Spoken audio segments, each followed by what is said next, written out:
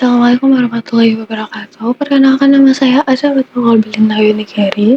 Di sini saya akan mempresentasikan tentang pengaruh citra merek, kesadaran merek, dan promosi terhadap keputusan pembelian dalam studi kasus STG Nestle di Soloraya. Yang pertama adalah latar belakang.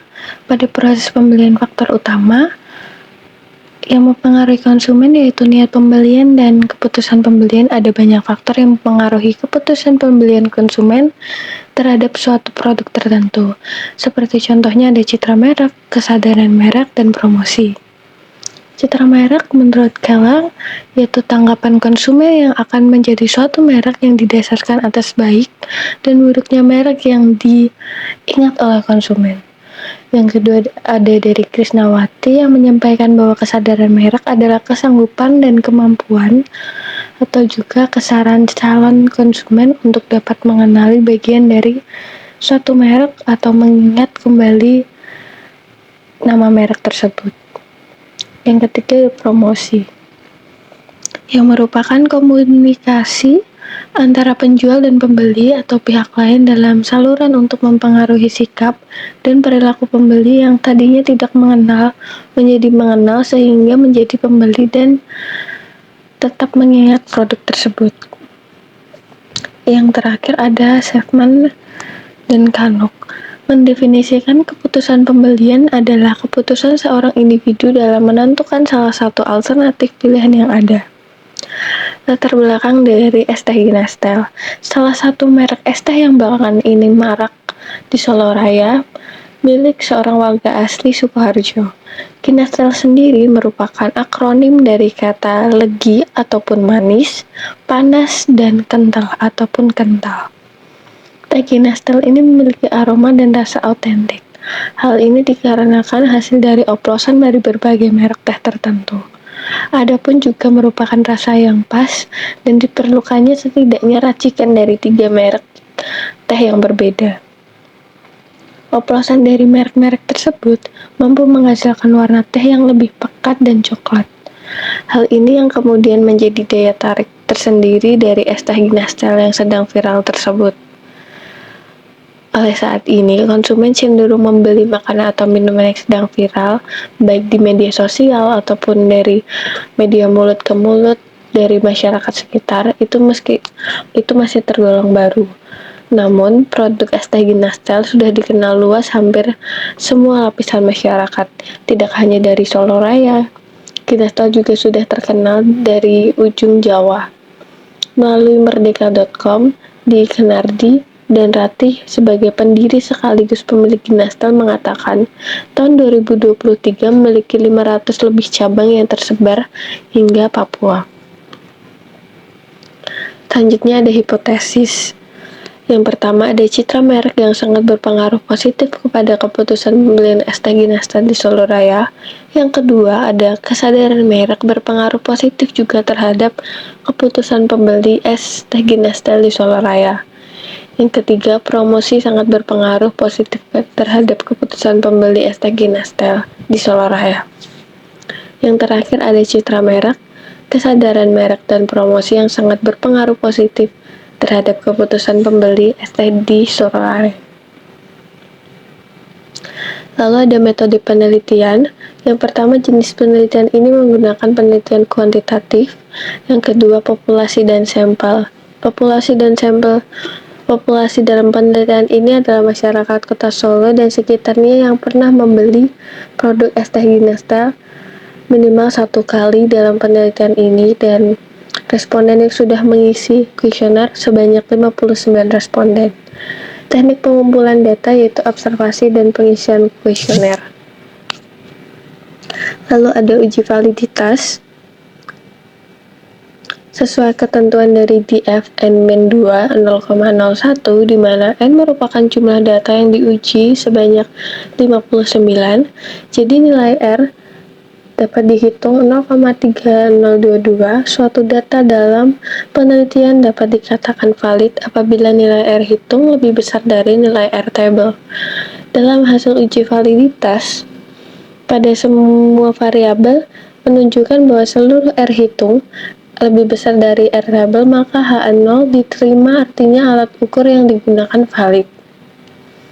Lalu ada uji reliabilitas. Berdasarkan uji ini, nilai Cronbach alpha 0,937 lebih besar dari 0,60. Maka sebagaimana isyarat, pengambilan keputusan dapat dikatakan semua item reliable atau konsisten. Selanjutnya ada uji normalitas. Berdasarkan uji normalitas diperoleh hasil yang signifikasi sebesar 0,200 menggunakan uji Kolmogorov-Smirnov dengan satu sampel karena nilai signifikasinya lebih dari 0,05. Maka dapat dikatakan bahwa data berdistribusi normal dan H0 diterima. Lalu ada uji heterokedastisitas. Berdasarkan hasil uji heterokedastisitas, nilai signifikasi untuk X1 sebesar 0,249 lebih besar dari 0,05. Maka dapat dikatakan tidak terjadi heterokedastisitas. Dalam model regresi, lalu nilai signifikasi untuk X2 sebesar 0,607 lebih besar dari 0,05, maka dapat dikatakan tidak terjadi heterokedastisitas dalam model regresi. Kemudian nilai signifikasi untuk X3 sebesar 0,521 lebih besar dari 0,05, maka dapat dikatakan tidak terjadi heterokedastisitas dalam model regresi. Karena nilai signifikasi setiap variabel bebas lebih dari 0,05, maka disimpulkan bahwa tidak terjadi heterokedastisitas dalam model regresi pada setiap variabel bebas yang digunakan. Lalu ada uji autokorelasi. Berdasarkan hasil uji autokorelasi menggunakan run test, diperoleh nilai signifikasi 0,513 lebih besar dari 0,05. Maka dapat dikatakan bahwa tidak terjadi autokorelasi.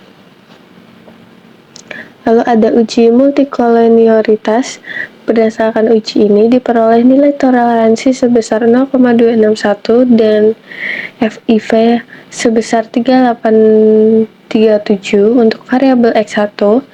Kemudian nilai toleransi sebesar 0,367 dan FIF sebesar 2723 untuk X2.